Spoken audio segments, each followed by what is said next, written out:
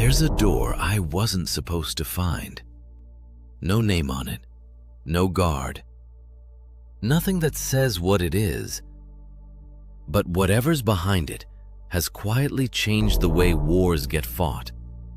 And almost no one's asked how. A few months ago, I started pulling on a thread most people scroll past.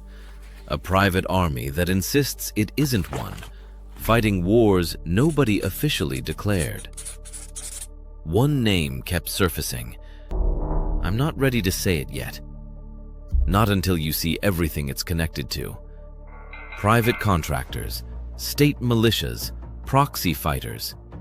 Groups the world once called terrorists that now sit in parliaments. They don't share a uniform. They don't answer to the same flag. But together, they're doing more of the actual fighting than most of us ever stop to ask about. So I stopped asking whether they exist and started asking who's really pulling their strings. Before there were contracts, there were spears for hire. In 401 BC, 10,000 Greek soldiers marched into the heart of Persia. Not for a flag, not for a king they served back home, but for a paycheck. Historians still study how far they got.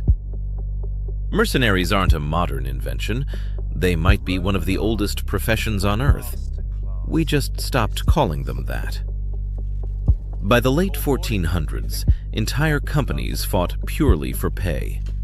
Swiss soldiers became so feared and so effective that popes and kings competed for their contracts. In Italy, mercenary captains called condottieri didn't just fight the wars of the city-states. In a lot of ways, they were the war.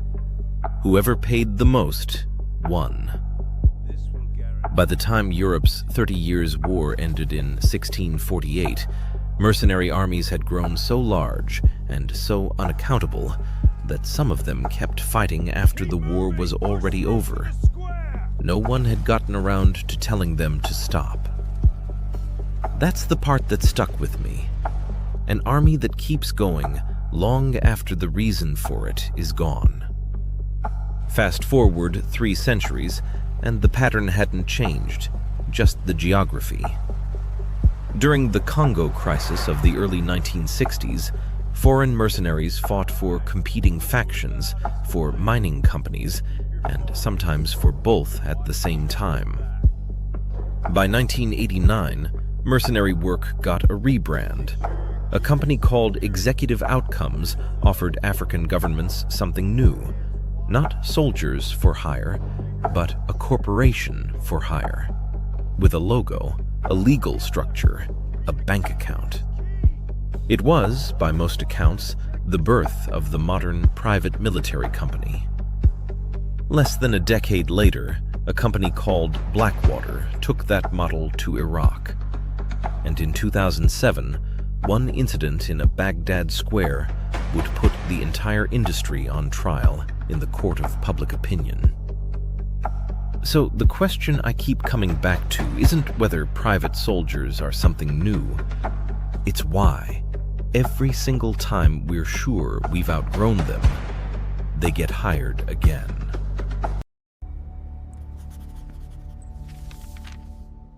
So why does it keep happening?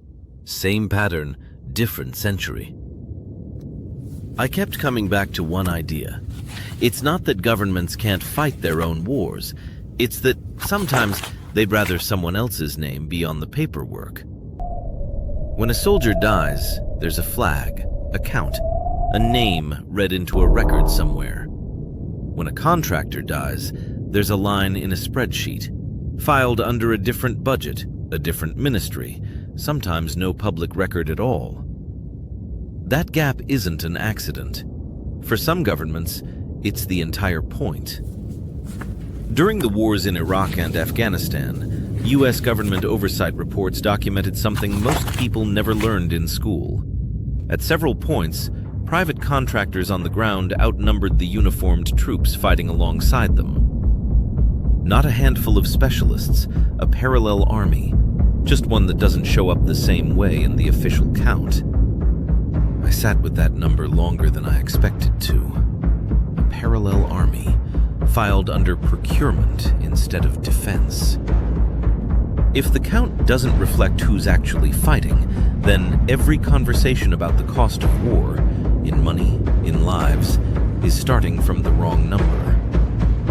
The closest thing the world has to a rule book for all of this is a document signed in the Swiss town of Montreux in 2008. Dozens of countries endorsed it. It's called guidance, not law. Nobody has to follow it, and if they don't, there's no court waiting on the other side. So governments don't outsource war because they have to. They outsource it because it's convenient. And convenience rarely comes with accountability attached. So if the rule book is optional, who exactly moved into this space it left open? Not one company, an entire industry, quietly worth $250 billion a year. Embassy security, executive protection, pipeline and platform patrols, training camps that turn recruits into operators in a matter of weeks. It's not a single battlefield service anymore. It's closer to a franchise. The same core skill set sold into dozens of different contracts around the world. These contracts stretch from oil platforms in open water to desert highways to hotel lobbies in cities most of their clients will never set foot in personally. Wherever risk is high and the client can afford it, this industry has already built a service line for it. What struck me, going through one company's public structure, was how ordinary it looked. Board of directors, subsidiaries, an investor relations page. It's dressed exactly like any other multinational. That's not an accident. That's the model working as designed. A $250 billion industry, legally structured like any other multinational, operating under a rule book nobody is required to follow.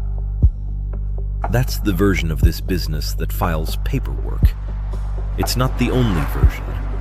Some of the forces reshaping today's wars don't file anything at all.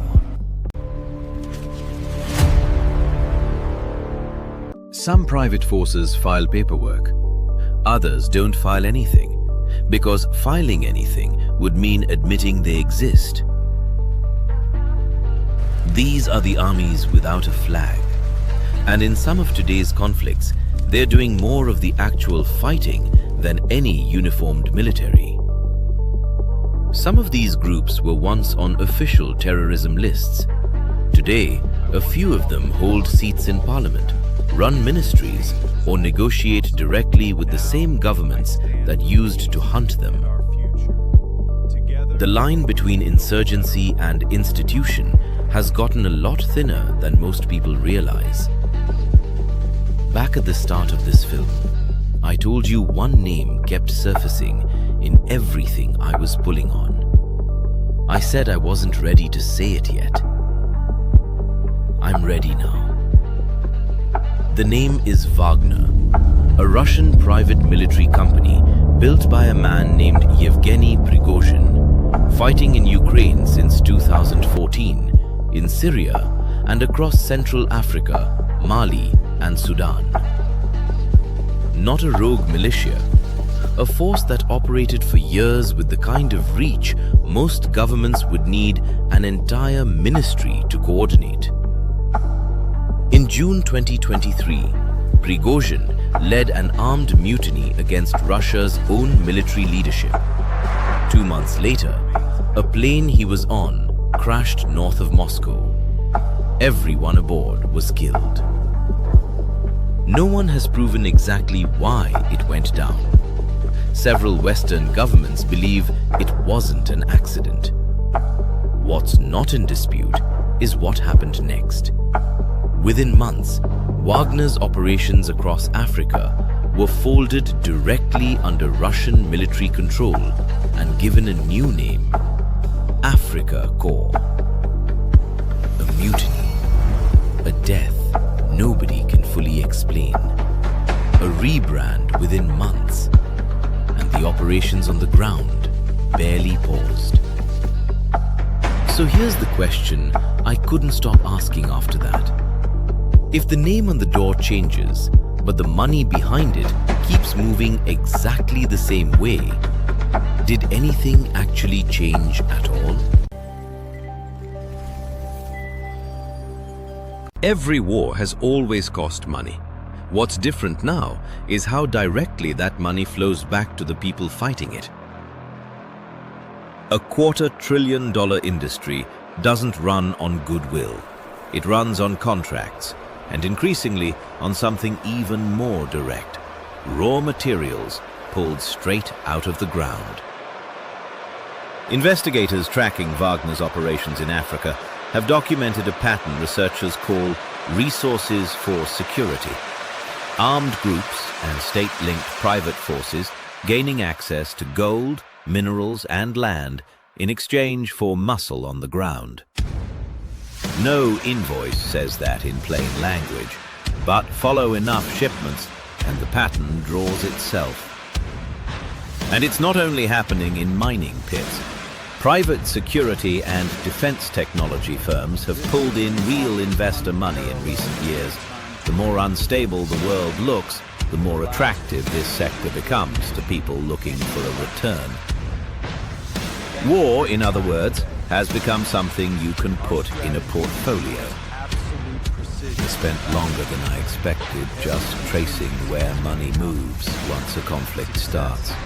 Through shell companies, subsidiaries, layers most people never think to look past. Every layer is legal on its own.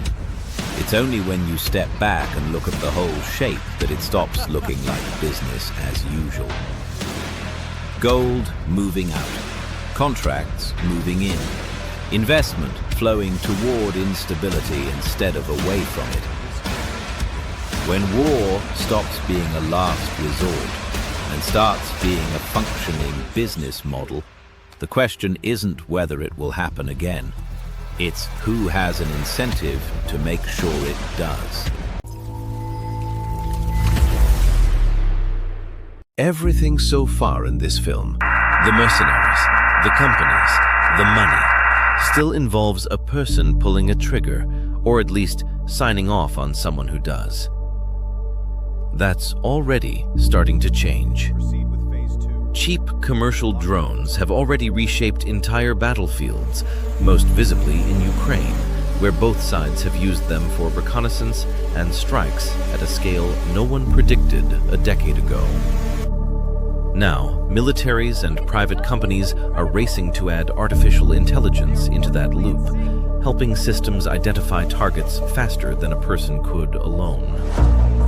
Even the eyes above the battlefield aren't exclusively military anymore. Commercial satellite companies now sell high-resolution imagery that used to be the exclusive property of national intelligence agencies. Anyone with a budget, a government, a journalist, a private company, can now watch a war unfold from home. Here is our primary objective. I watched We strike at hours of 0400. publicly available drone Eliminate footage any while putting resistance. this section together. At a certain point, I stopped being able to tell which clips were military, which were commercial hobbyist drones with a camera bolted on. That's the part that worries me most. Not the technology itself, how ordinary it's started to look. Every era in this film had a person you could point to. A soldier, a contractor, a financier. The next era might not give us that. And a war with no one clearly responsible for it might be the hardest one yet to ever really end. So who really fights today's wars? Not one answer. A soldier, sometimes. A contractor, more often than you'd think. A militia with no flag. A company with a board of directors. a financier who never leaves an office, and now, increasingly, a system making decisions no single person signed off on. Yes! I went looking for one door. I found out it doesn't have a lock anyone's actually responsible for. The door is still open. That's not an ending. It's an invitation to keep watching who walks through it.